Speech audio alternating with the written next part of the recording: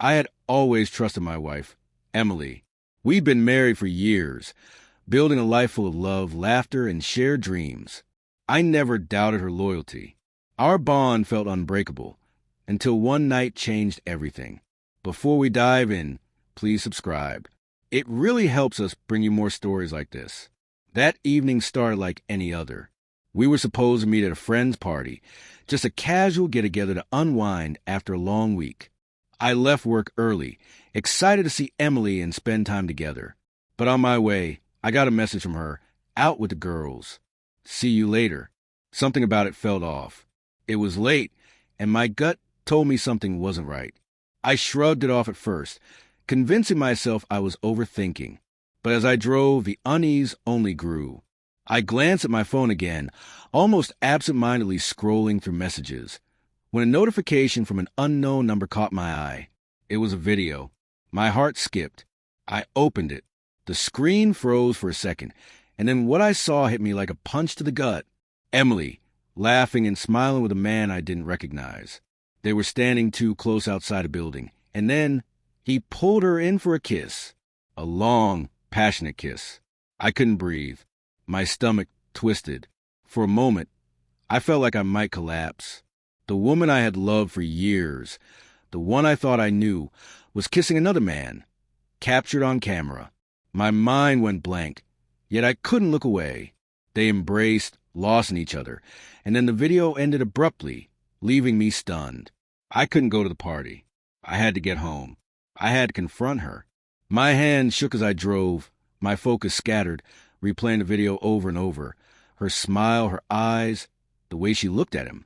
The trust I'd built crumbled with every mile. How could she do this?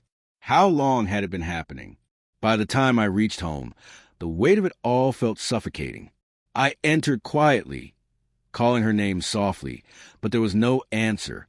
I walked through the house, footsteps heavy, until I found her in the living room, sitting on the couch, absorbed in her phone. When she saw me, her eyes widened. "Hey," she said, voice trembling slightly. "You're home early." Her face drained of color, and panic flashed in her eyes before she spoke. There was no hiding it now. She had been caught.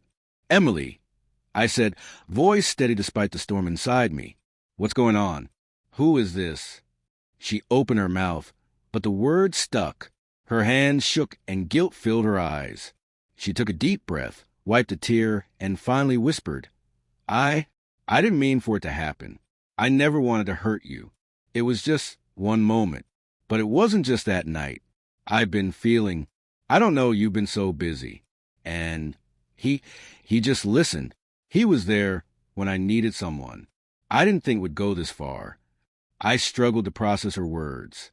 My mind was still reeling from a video. The image of her kissing someone else burned in my head. "How long?" I asked, voice tight with emotion. "How long has this been going on?" She hesitated, then tears filled her eyes. "A few months," she admitted quietly. "It started small. Talking, texting, meeting up. At first it was nothing, but then it became more, and I didn't know how to stop it. I never meant to hurt you, but I couldn't stop myself. I was lonely. I felt like I had no one to talk to. And then I found someone who actually listened. Her words stung like 1,000 needles. I had given her everything, trusted her completely, and she had been with someone else behind my back. Anger boiled inside me, but I held it in. I wasn't ready to explode. I needed to know if anything was worth saving. But the more she spoke, the clearer it became. It wasn't just about the kiss. It was all the lies, the hidden moments, the life we had built together shattered. I stood silent, processing it all, the weight pressing down on me. She reached for my arm. Trembling, I stepped back, not after what she had done. "I don't know if I can forgive you," I said, the words sharp as knives. "I don't know if I can trust you again." Her face crumbled, and she dropped to her knees, crying uncontrollably. "Please don't leave me. Please, I'll change. I swear I'll do anything." I wanted to believe her. I really did. But I couldn't erase what I had seen. I couldn't pretend everything was okay. "I can't stay," I said quietly, turning to leave.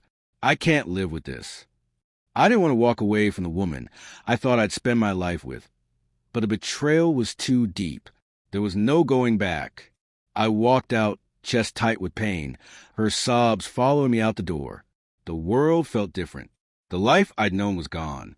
As I drove away, I realized some betrayals cut so deep no apology or promise can ever fix them. The next few days passed in the fog.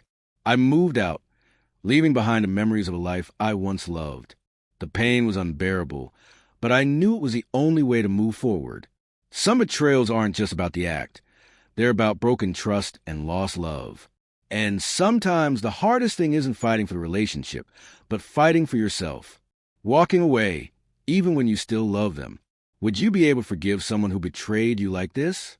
What would you do in my shoes? Let me know in the comments. And if you want more stories like this, don't forget to subscribe.